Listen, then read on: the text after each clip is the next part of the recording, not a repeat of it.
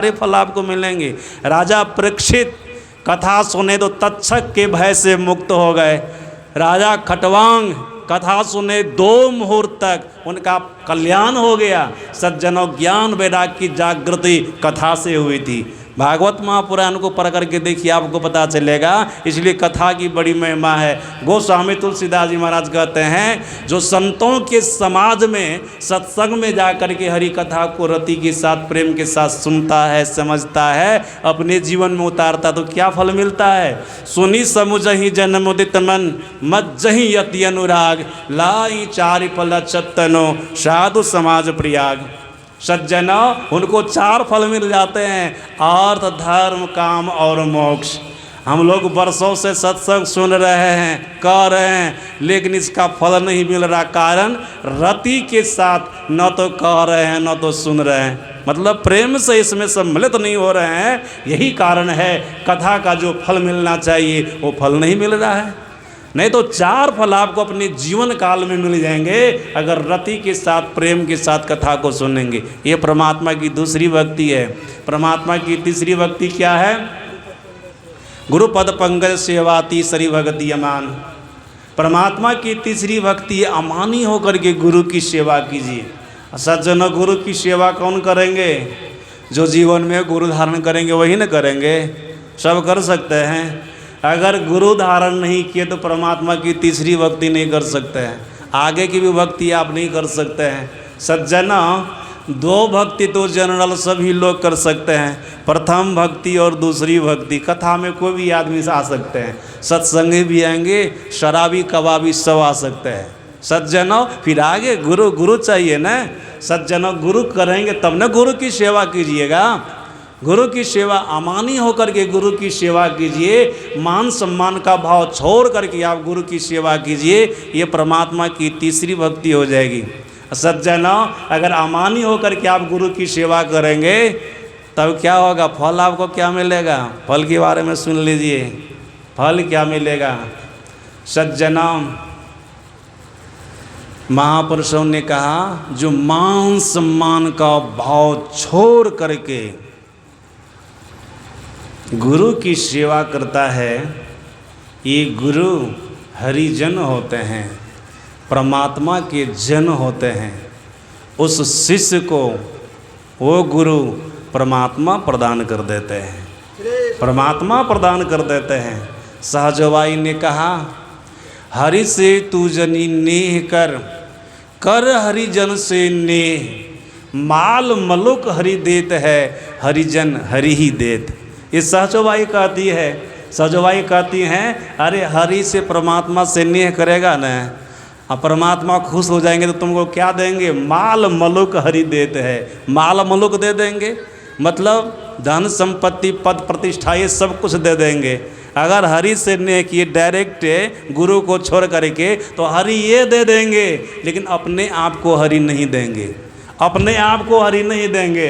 और सज्जनों, अगर हरिजन से आप नेह करेंगे, हरिजन मतलब सदगुरु महाराज, सदगुरु से अगर आप प्रेम करेंगे ना तो हरिजन हरि ही देत। अगर हरिजन से आप प्रेम करेंगे ना, गुरु से प्रेम करेंगे ना, गुरु की सेवा करेंगे ना, तो इनके अंदर वो ताकत है, वो शक्ति है कि आपको हरि ही दे देंगे, आपको परमात्मा ही दे देंगे। और सज्जनों, जिनको परमात्मा मिल गए तो फिर उनके जीवन में और कुछ बाकी रहेगा, उनके जीवन में और कुछ बाकी नहीं रहेगा। इसलिए मान सम्मान का भाव छोड़ करके गुरु की सेवा कीजिए, गुरु की सेवा कीजिए। किस तरह से, हम लोगों के सदगुरु महाराज जी ने कहा, सब कुछ समर्पण कर गुरु की सेवा करनी चाहिए। यह सार है सिद्धांत सबका, सत्य गुरु को सेवना, में ही न हो कुछ यही बिना गुरु सेव करनी चाहिए। इस तरह से गुरु की सेवा कीजिए, हरि दे देंगे, परमात्मा दे देंगे, जिससे आपका जीवन निहाल हो जाएगा, आपका जीवन खुशहाल हो जाएगा। हरिजन से प्रेम कीजिए, मतलब सदगुरु से मान सम्मान का भाव छोड़ करके गुरु की सेवा कीजिए, गुरु की शरण में जाइए। सज्जनों, परमात्मा की चौथी भक्ति क्या है, उनका गुणगान है। चौथी भक्ति मम गुणगना करई कपट तजी गान। कपट छोड़ करके परमात्मा के गुणों का गुणगान कीजिए। उनकी प्रशंसा कीजिए।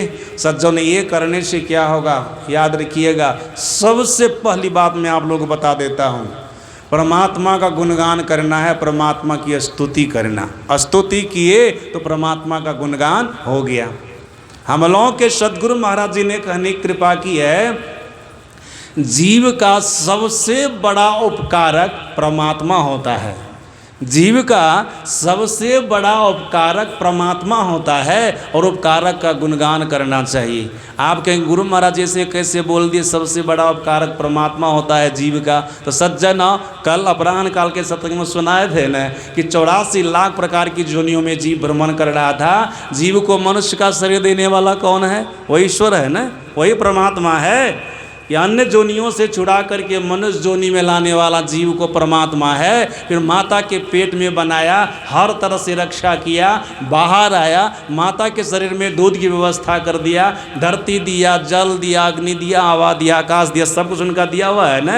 ये सबसे बड़ा उपकारक है। सदगुरु महाराज जी ने कहा इनका गुणगान करो और सबसे पहले इनका गुणगान करो। इसलिए प्रातः काल हम लोग स्तुति प्रार्थना करते हैं ना, तो सबसे पहले किनकी स्तुति करते हैं? ईश्वर की स्तुति करते हैं, ईश स्तुति करते हैं गुरु महाराज जी। फिर गुरु महाराज जी ने कहा संत की भी स्तुति कर लो। संत भोले भाले भटके हुए मानव को सन्मार्ग पर लाने वाले होते हैं, उनका भी बहुत बड़ा उपकार होता है। इसलिए संत की भी स्तुति कर लो, संत की भी स्तुति कर लो।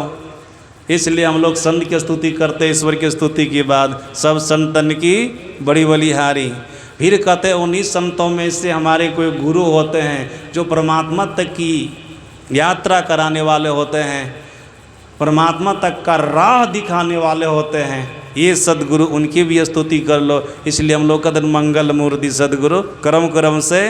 फिर सदगुरु महाराज जी ने कहा स्तुति करने से क्या होता है? ईश्वर का और महापुरुषों का बड़प्पन जानने में आता है, उनकी महिमा जानने में आती है।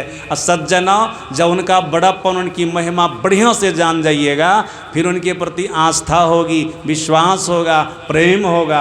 आस्था, विश्वास, प्रेम के साथ जब भक्ति करेंगे ना, तब भक्ति में सफल हो जाएंगे। इसलिए तो हम लोग विनती में कहते हैं प्रेम भक्ति गुरु दीजिए। ऐसा नहीं कहते केवल भक्ति दीजिए, गुरुदेव भक्ति भी दीजिए, साथ साथ प्रेम भी दीजिए। प्रेम बिना जो भक्ति है सो निज डिम्ब विचार, उद्र भरण के कारण जन्म गमायो सार। प्रेम के साथ भक्ति करेंगे तो भक्ति में सफल हो जाएंगे। जाने बिनु नहीं होई परतेति, बिनु परतेति होई नहीं प्रीति, प्रीति बिना जो भक्ति दृढ़ाई, सुनो खगे जलके चिकनाई।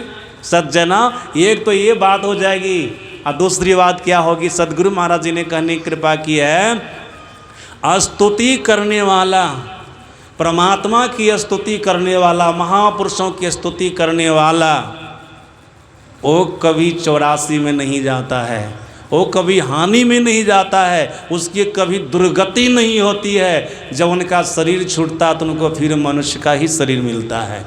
इसलिए चौथी भक्ति भी अपने जीवन में अपनाइए। बहुत सत्संगी को देखते हैं दीक्षा ले लेकिन स्तुति प्रार्थना नहीं करते हैं। स्नान करके थोड़ा सा ध्यान कर लेते हैं, बस शाम को भी थोड़ा मौका मिला तो कर लिए, नहीं मौका मिला तो कोई बात नहीं है, इग्नोर कर देते। बिल्कुल साधारण तौर पर भक्ति को लेते हैं जिससे उनका परम कल्याण होगा। बिल्कुल निम्न कोटि में भक्ति को रखा, फुर्सत मिलेगी तो करेंगे, नहीं मिलेगी तो नहीं करेंगे। सज्जनों, जिससे उनका पूर्ण कल्याण होगा, भला होगा, उसी में वो ढिलाई कर रहे हैं। और जो संसार छूटेगा उसको हंसोतने के लिए दिन रात लगे हुए हैं, दिन रात लगे हुए हैं। सज्जनों, जो सुख उनका छूटेगा उसके लिए तो सब कुछ कर रहे हैं, लेकिन ईश्वर परमात्मा को पाने पर जो शाश्वत सनातन सुख की प्राप्ति होगी, उस सुख के लिए कुछ भी प्रयास नहीं कर रहे हैं, कुछ भी प्रयास नहीं कर रहे। स्तुति प्रार्थना करने से आप तो हानि में जाने से बचेंगे, पहली बात तो ये रही। दूसरी बात, परमात्मा की महिमा जानने में आवेगी, आस्था होगी, विश्वास होगा, प्रेम होगा। आस्था, विश्वास, प्रेम के साथ भक्ति करेंगे, भक्ति में सफल हो जाएंगे। ये परमात्मा की चौथी भक्ति, उसका फल। आगे देखिए परमात्मा की 5वीं भक्ति क्या है। मंत्र जाप मम दृढ़ विश्वासा, पंचम भजन सो वेद प्रकाशा। भगवान श्री राम कहते हैं ईश्वर परमात्मा की 5वीं भक्ति है मंत्र का जाप। और हम लोगों के सदगुरु महाराज जी ने कहा मंत्र के साथ साथ रूप का ध्यान भी पांचवी भक्ति के ही अंतर्गत आता है। ध्यान रखिएगा, मंत्र जाप के साथ साथ रूप का ध्यान। किस रूप का ध्यान? जिस मंत्र को आप जप रहे हैं उस मंत्र से संबंधित रूप का ध्यान। जिस मंत्र को आप जप रहे हैं, गुरु ने आपको जो मंत्र बतलाया है जपने के लिए, उस मंत्र को जपिए, फिर मंत्र से संबंधित रूप का ध्यान कीजिए। सज्जनों, हम लोगों के यहाँ दीक्षा में गुरु मंत्र बतलाया जाता है, गुरु रूप का ध्यान करने के लिए कहा जाता है। यही न करना है, यही करना है। और संप्रदाय में जो होता सो जाने। लेकिन हम लोगों के गुरु महाराज जी ने जो कहा, ये पांचवी भक्ति के अंतर्गत आता है मंत्र का जाप और रूप का ध्यान। सज्जनों, मंत्र का जाप, गुरुदेव ने जो मंत्र आपको दीक्षा के समय बताया उसको जपिए। फिर गुरुदेव ने जिस रूप का ध्यान करने के लिए कहा है उस रूप का ध्यान कीजिए। यह है पांचवी भक्ति। विश्वास के साथ कीजिए, अब विश्वासो फलदायक, फल आपको मिलेगा। आप कहेंगे मंत्र का जाप करने से, रूप का ध्यान करने से हमको क्या फल मिलेगा? सबका फल अलग अलग बता रहे हैं ना, ध्यान से सुनते चलिए। सज्जना, हम लोग के सदगुरु महाराज जी ने कहने कृपा की मंत्र का जाप करने से पाप खत्म होता है, रिद्धि सिद्धि की प्राप्ति हो जाती है, और रूप का ध्यान करने से विकार खत्म होता है, और गुरु के अंदर में जो जो सद्गुण हैं वे सारे सद्गुण अंदर में आ जाते हैं। ये पांचवी भक्ति का फल है। सज्जनों, सदगुरु महाराज जी ने कहा, सतगुरु सतगुरु नित ही पुकारत, छीजत पाप समूह रहे, सतगुरु रूप ही हमें धारत, काम क्रोध मद लोभ दहे। मंत्र का जाप करेंगे पाप खत्म, और रूप का ध्यान करेंगे विकार खत्म। देखें न, रावण जैसे अत्याचारी पापी राक्षस भगवान राम का रूप धारण करता था न, माता सीता के पास जाता था इस ख्याल से कि सीता समझेगी कि रामे है, तो विशेष हमको कोशिश नहीं करना पड़ेगा, स्वाभाविक रूप से राम समझ करके हमारे साथ हमारे भवन में चली जाएगी। ये ख्याल लेकर के रूप राम का रूप धारण कर लेता था। अत्याचार चमत्कारी था ना, तपस्वी न था, शक्ति थी उन्हीं के अंदर में, तपस्या किया था। सज्जना, जैसे राम का रूप धारण करता था न रावण, वैसे उनके अंदर से काम चला जाता था, मतलब विकार चला जाता था। कईयों ऐसा होता था, राम काम से रहित थे, विकार से रहित थे, इसलिए उनके अंदर से भी विकार चला जाता था, काम चला जाता था। सज्जन, गुरु का रूप विकार से रहित है, अगर उस रूप को अपने हृदय में बैठाइएगा तो आपके अंदर से विकार चला है। काम क्रोध लोभ, ये जो है ना, मोह मद मात्सर, ये सब आपके अंदर से चले जाएंगे, किसी भी प्रकार का विकार आपके अंदर में नहीं रहेगा। और गुरु के अंदर में जो भी सद्गुण हैं वे सारे सद्गुण आपके अंदर में आ जाएंगे। जैसे एकलव्य द्रोणाचार्य का ध्यान किया तो द्रोणाचार्य के अंदर में जो जो गुण था सब के सब गुण एकलव्य के अंदर में आ गया, एकलव्य के अंदर में आ गया। तो सज्जनों, ये है पांचवी भक्ति का चमत्कार। सज्जनों, अब छठी भक्ति क्या है? छठदम शील विरति बहु कर्मा, निरत निरंतर सज्जन धर्मा। छठी भक्ति है, ये नवदा भक्ति की छठी भक्ति, दम का साधन। और भगवान श्री राम कहते दम का साधन वे ही व्यक्ति कर सकते हैं जो अपने जीवन में सज्जनों के धर्म को अपनाया है और अपने आप को पंच पापों से बचा करके रखता है। जो 5 पापों से अपने आप को बचा करके रखता है, सज्जनों के धर्म को अपनाया है, वे ही नवदा भक्ति की छठी भक्ति दम का साधन कर सकता है। सज्जनों, आप लोग कहेंगे दम का साधन क्या होता है? सुनिए, दम का साधन मतलब इंद्रियों को बस में करने वाला साधन। संत मत की तीसरी साधना दृष्टियोग का साधन। दृष्टियोग का साधन सज्जनों, दम का साधन करने से होता है क्या? सुनिएगा आप लोग, दम का साधन करने से क्या होता है? अगर कोई दम का साधन करे, दृष्टियोग का साधन करे, तो हम लोगों के गुरु महाराज जी ने समझाने की कृपा की है, इंद्रियों के घाटों में चेतन की धार फैली हुई है। जब तक फैली रहती है तब तक साधक आँख बंद करता है तो भीतर में अंधकार देखता है। जब इंद्रियों के घाटों से चेतन की धार सिमट करके आज्ञा चक्र में आ जाती है, तब वो साधक अपने भीतर में प्रकाश देखता है। सज्जनों, दम का साधन करेंगे ना, दृष्टियोग का साधन करेंगे ना, तो इससे ये होगा इंद्रियों के घाटों में फैली हुई चेतन की धार सिमट करके आज्ञा चक्र में आ जाएगी। अभी आंख बंद करते अंधकार मालूम पड़ता है, जब चेतन की धार सिमट करके आज्ञा चक्र में आ जाएगी ना, तब आप अपने भीतर में प्रकाश देखने लग जाइएगा, तब आप अपने अंदर में प्रकाश देखने लग जाइएगा। सज्जनों, भगवान शंकर से माता पार्वती ने पूछा था साधक अपने अंदर में प्रकाश कैसे देखता, तो कहाँ था भगवान शंकर माता पार्वती को कि देवी सुनो, मनुष्य का शरीर दो भागों में विभक्त है, गला से नीचा धर कहलाता, गला से ऊपर सर कहलाता है। देवी और सुनो, आँख से नीचे पिंड कहलाता, आँख से ऊपर ब्रह्मांड कहलाता है। और सुनो, सर भाग में दो भाग है, ये आगे वाले भाग को माथा कहते हैं, समझ रहे हैं ना, इसको जिसको हम माथा कहते हैं इसको कपाल कहते हैं, जिसको हम माथा बोलते हैं ना, संस्कृत में इसको कपाल कहते हैं। भगवान शंकर कहते हैं कपाल ये है, इसके अलावा जो है वो सर है। देवी सुनो, इसी कपाल में दोनों भवों के बीच में, दोनों आँखों के ठीक बीच में रुद्राक्ष है। क्या है? रुद्राक्ष है। फोड़िएगा माथा को तो मिलेगा रुद्राक्ष? नहीं मिलेगा। सज्जनों, रुद्राक्ष है। रुद्राक्ष का मतलब क्या होता है? रुद्र का मतलब होता है शिव, अक्ष का मतलब होता है आँख। रुद्राक्ष है मतलब शिव की आँख है, शिव नेत्र है। सज्जनों, बाहर में रुद्राक्ष है ना, वो नकली है। ब्रह्मा जी अपनी भ्रकुटी से भगवान शंकर को प्रकट किया था ना, वो धरती पर आकर के रुदन किए थे। उसी समय कहा था ब्रह्मा जी, हे शिव शंकर, आपने प्रकट होकर के रुदन किया है, इसलिए आपका नाम एक रुद्र भी रहेगा। सज्जनों, वो जो रोए थे ना, उनकी आंसू धरती पर गिरी थी, अश्रु की धारा धरती पर गिरी थी, वो पौधा का रूप धारण किया था रुद्राक्ष। जो बाहर में हम आप देखते हैं, लोग हाथ में पहनता, गला में पहनते हैं, वो नकली है, असली तो यहाँ पर है, यहाँ पर है। भगवान शंकर ने कहा देवी सुनो, उस रुद्राक्ष में विवर है, छेद है, जो साधक उसका चिंतन बारंबार करता है। कैसे करेंगे? यही नमदाभक्ति की छठी भक्ति है। ये दृष्टियोग का साधन है, गुरु से सीखना पड़ता है। यह भेद गुप्त पाना किसी ग्रंथ से है, संभव समझ लो किसी संत से, किसी संत से समझना होगा।